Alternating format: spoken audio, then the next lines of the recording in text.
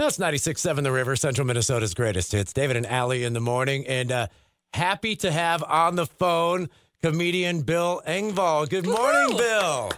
Well, good morning, you two. How you doing? We're doing very good. I have to tell you right out of the chute, I thought I was going to be getting some information as they usually send out before an interview, right? I did not get the information, so we're just going to play this by ear, and I want to do something fun that I've done in the past before called Is Your Wiki True? Okay. So we looked you up on Wikipedia, and there's a couple of things that stuck out that I thought was rather interesting, but I'm wondering if they are true. One of those things, Bill, is that were you a tour guide for inner space caverns? Yes, I was. When I was in college, my dad paid for tuition, books, and room, but I had to have beer, so I had to get a beer job. And I got a job at this underground cave guiding tours, and I think probably in hindsight was probably the beginnings of my comedy career because, the script that we had to learn was just pretty dull. Stale. Yeah. So I'd spice it up much to the chagrin of the owner of the cave. They're like, okay, Bill, just dial it down a little bit, okay? Not so crazy. Bill, you at least got to get some facts in there. How long did the job last then? I was there for a couple of years. Oh, nice. I liked it.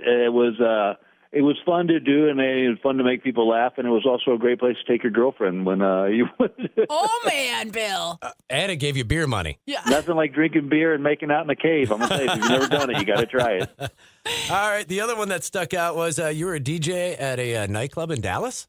Yeah, let me qualify that one. Okay. Let's just say my DJing involved the phrase, "Gentlemen, get out your wallets, here comes Cheyenne." Oh, no! It wasn't. At least they didn't put that on there, right? I played a lot of Van Halen and AC/DC. Let's just say I bet that. you did. Yeah. That's funny. So you're coming to Rivers Edge Convention Center tonight. Very excited to have you. You've become really famous due to a couple things. One, the Blue Comedy Tour, and you guys did so many of those together. Do you put a lot of your success based on that? Yeah, obviously I think probably the first one was the release of Here's Your Sign. That started to get me to be a household name, and then when we did the blue collar comedy thing, it was that just put it over the top. That was just so much fun. If you can imagine being on the road with three of your friends, you're selling out arenas, and they're paying you stupid money. It didn't get much better than that. Yeah, so you didn't get any trouble on that tour. You were behaving yourself. Oh, well, I don't know if I go that far, but we had fun, and the great thing about that tour was that you had four headliners all on the same show. Yeah. And it just. And the fact that we all got along, and I tell you, it was funny. I learned early on in that tour, though, you better bring your A game every night because if you didn't, those other three cats were going to bury you. Yeah. No pressure or anything. But it was fun pressure. It was just something that we couldn't. I'll tell you a story about it how crazy it got at one point. I forget where we were in the Midwest, somewhere like Iowa or Ohio or something like that, and. For whatever, we were all coming from different locations, so everybody had chartered a plane. So because the promoter, for whatever reason, decided to get four limousines, and so we finished the show and we're driving back out to the airport, and each limousine pulled up to a private plane. And I remember looking at Foxworthy and just saying, "This is as close to being a rock star as we're ever going to get." Right? Yeah. Why not just one? We can ride together. We like each other.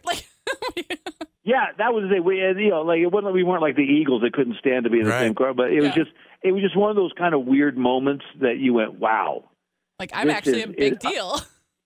Yeah, I remember we held the record for a number of years for selling out the Nashville Arena in one day. Wow. And then I think Bon Jovi beat us, which Bon Jovi and blue collar comedy just do not go together. I mean, it was like, you thought, what?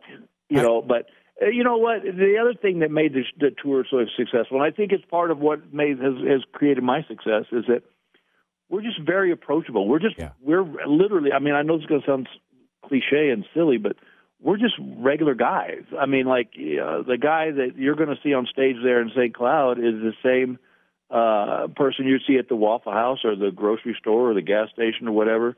And I think that appealed to people that we could, when I could be your neighbor. If you didn't know what I did for a living, I could. It's not like I don't consider myself a celebrity.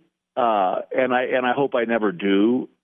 Just because I think then that means you're starting to believe your own press. Right. That's true. That and sense of humility is good. Yeah, and I think you have you're very relatable, so people feel like they could be friends with you. Well, that's thank you. That is that's a key. I think probably the two key elements of my success are that I do a clean show and I do material that people can go, that he's like me. That because we deal with the same stuff that everybody else deals with. That's why in my show I don't do politics or current events or stuff like that, because people are, my theory is people are inundated with that all day long, right. And my job is to provide a release from that. And I often tell people that, my show is more like we're just sitting around your living room and I'm the funny guy doing the talking. Right. Yeah, that's awesome. Do you still do Here's Your Sign stuff? Oh, yeah. Oh, yeah. That's never leaving, is it? There's an old phrase in Texas that says you dance with who brung you. And, right. Here's Your Sign has been my mistress for a long time. Is it hard, though, coming up with new ones all the time? Yeah, that's one of the problems that a comedian runs into is, if the three of us are going to see Aerosmith, I guarantee you on the car ride over, not one of us is going to say, God, I hope they play all new stuff. Yeah, no. Yeah.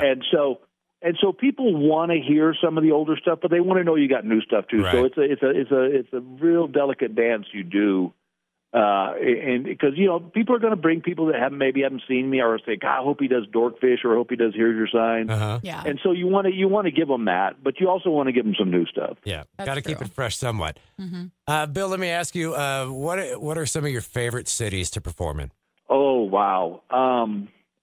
I always do well in Minnesota. And I don't say that just because we're talking. Mm-hmm. It's, and I think it's because there's a, kind of a blue collar mentality up there, like right. that they're just regular folks who pay their taxes and go to work every day. And,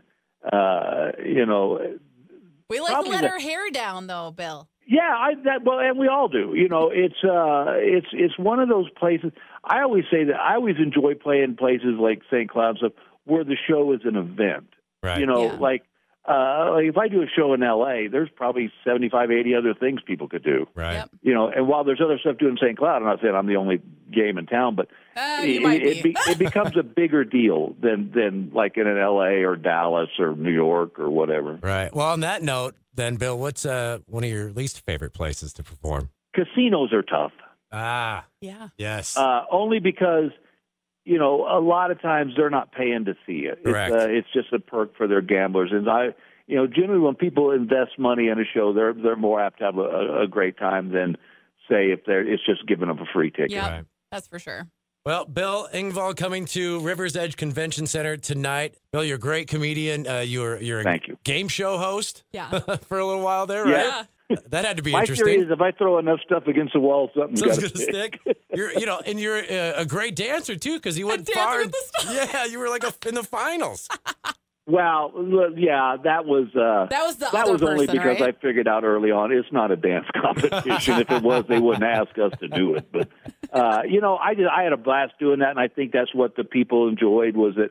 It's like we go back to the being your neighbors. Like if your neighbor was on the show, and I always tease my audience. I say, look, the only reason you watched that was you were waiting for the crash. Yes. Right. Absolutely. It's kind of like watching a NASCAR event. Yeah. It's like. Can't expect any booty shaking when you perform tonight? No, I doubt that. Yes.